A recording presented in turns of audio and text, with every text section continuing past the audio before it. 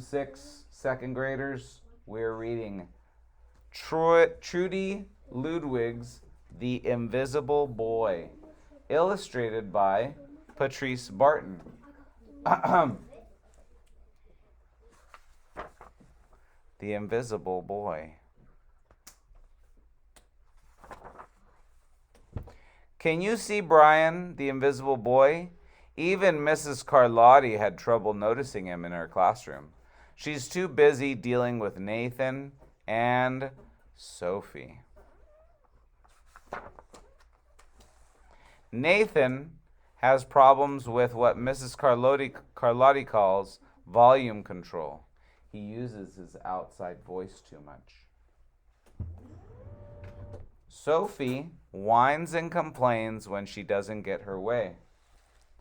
Nathan and Sophie take up a lot of space. Brian doesn't.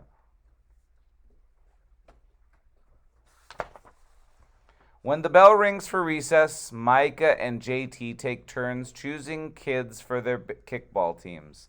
The best players get picked first. Then the best friends of the best players. Then the friends of the best friends.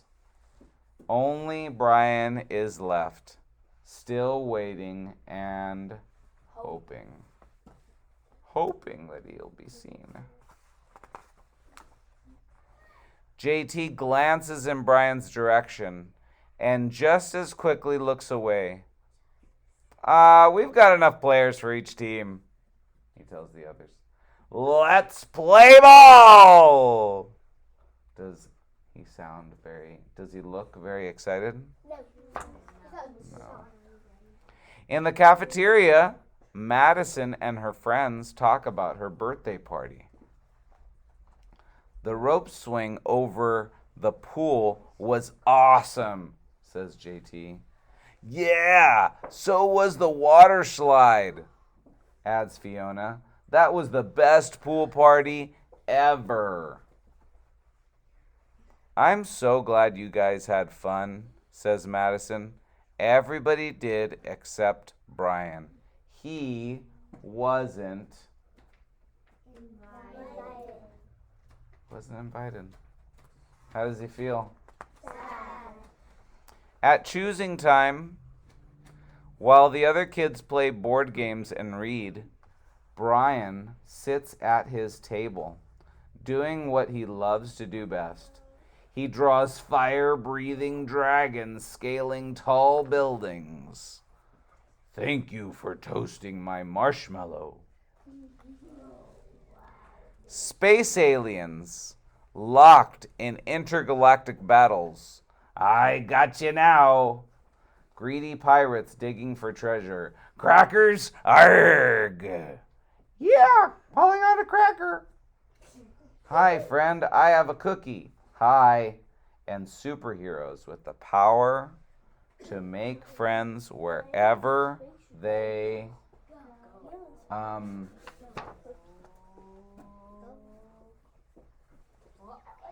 On Monday morning, Mrs. Carlotti introduces Justin, a new student, to the class. Brian smiles shyly at him. Some of the other kids sneak looks at Justin, trying to figure out if he's cool enough to be their friend. They haven't quite made up their minds yet. At lunch, Madison and JT watch Justin eat with chopsticks. What's that? Asks Madison as she points at Justin's food. It's bulgogi. What? Bulgogi. It's Korean barbecued beef. My grandma made it for me. It's really good. Do you want to try some? There's no way I'd eat bulgogi. And the kids laughed. All of them, that is, except he sits there wondering which is worse, being laughed at or feeling invisible.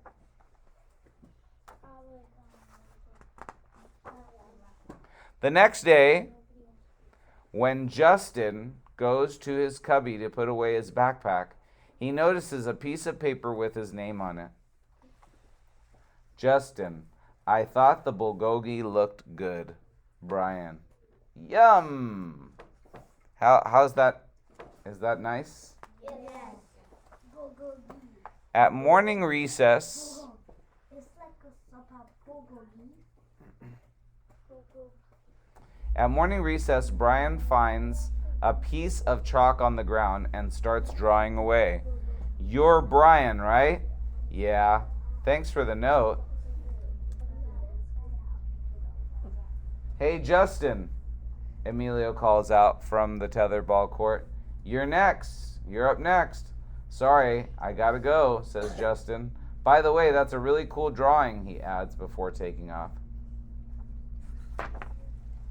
Back in class, Mrs. Carlotti asked the kids to team up in twos or threes for a special project. The kids scurry around the room to pair off. Brian heads towards Justin. I'm already with Justin, says Emilio. Find someone else.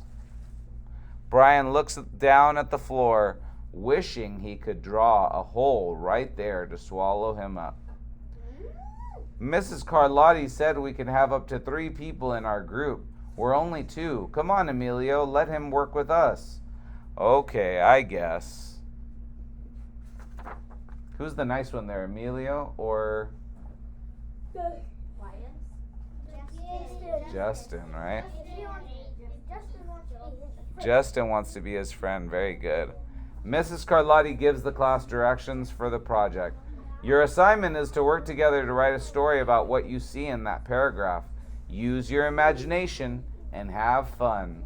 Whoa, cool, says Emilio. What kind of people do you think would live in houses like that? I don't know, but I bet Brian could draw them to go with our story, says Justin.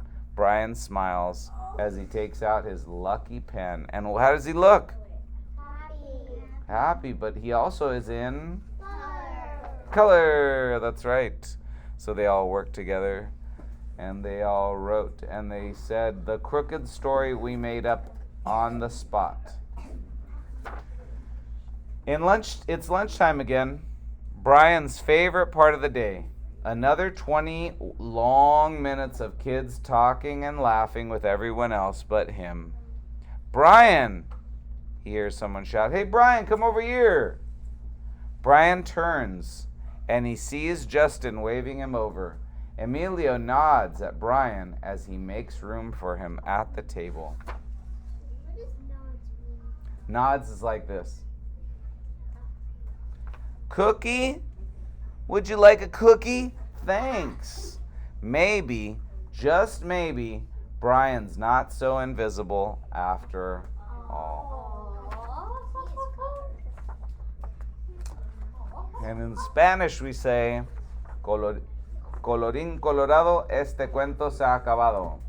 We say, this story has ended. Until next time, guys. That's it for this book, The Invisible Boy.